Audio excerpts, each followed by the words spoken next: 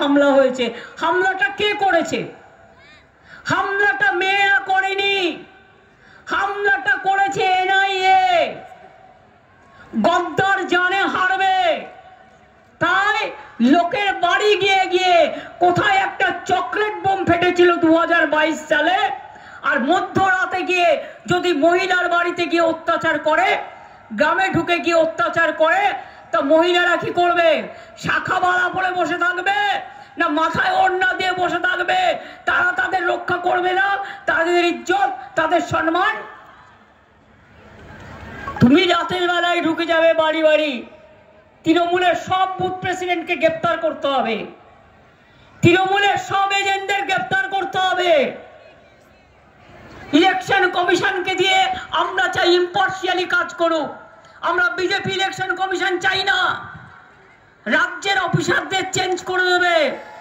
অত্যাচারী ইডিকে কেন চেঞ্জ করবে না? অত্যাচারী সিবিআই কে কেন চেঞ্জ করবে না? অত্যাচারী ইনকাম ট্যাক্স কে কেন চেঞ্জ করবে না? অত্যাচারী এনআইএ কে কেন চেঞ্জ করবে না? যত দোষ রাজ্যের বেলায়। রাজ্যের লোকেরা দুর্গা পুজো করবে, প্রোটেকশন দেবে, রমজান করবে, প্রোটেকশন দেবে, আদিবাসী ভাই বোনেরা প্রোগ্রাম করবে, প্রোটেকশন দেবে, সংখ্যালঘুরা প্রোগ্রাম করবে, প্রোটেকশন দেবে, তপশিলীরা কাজ করবে, প্রোটেকশন দেবে, খেলাধুলায় প্রোটেকশন দেবে, সংস্কৃতিতে প্রোটেকশন দেবে, সব কিছু করবে রাজ্য পুলিশ। আর ইলেকশনের সময় চলে আসবে বিএসএফ, সিআইএসএফ, সিআইপিএফ, আর গুলি চালাবে। আগের বারে আমি শুনেছিলাম হিলিতে ভোটার লাইনে বিএসএফ লাইন করাচ্ছিল। আর একটা কথা মনে রাখবেন, এটা ওদের কাজ নয়। আর 2 ভোট হয়ে যাওয়ার পর ভালো করে পাহারা দিতে হবে। বিজেপির প্ল্যান নম্বর 1, যারা পাহারা দেবে তাদের টাকা দিয়ে কিনে নেওয়া। 2, কিছু খাওয়ানোর নাম করে ঘুম পাড়িয়ে দেওয়া। 3, লোডশেডিং করে দিয়ে বাক্স দখল করা এবং চিপ ঢুকিয়ে দেওয়া। এমন কাউকে পাহারা রাখবেন না যারা বিশ্বস্ত নয়। আমরা কিন্তু জানতে পারবো কোথায় কি হচ্ছে। তাহলে কি হলো? এনআইএ আর সিবিআই বিজেপির ভাই ভাই, আর ইডি আর ইনকাম ট্যাক্স বিজেপির ফান্ডিং বক্স। জোর করে টাকা তুলছে আর বিজেপির ফান্ডে দিয়ে দিচ্ছে। তোমার যদি ক্ষমতা থাকে, গণতন্ত্রের লড়াই করে যেত, আমার বুথ কর্মীদের অ্যারেস্ট করবে না, এজেন্টদের অ্যারেস্ট করবে না, অরবিন্দ কেজরিওয়াল থেকে শুরু করে আদিবাসী নেতা হেমন্ত সোরেন থেকে শুরু করে আমার দলীয় নেতাদের থেকে শুরু করে পাবলিক থেকে শুরু করে অ্যারেস্ট করবে না। ইলেকশনে লেভেল প্লেইং ফিল্ড থাকা দরকার। আর যদি মনে করো গায়ের জোরে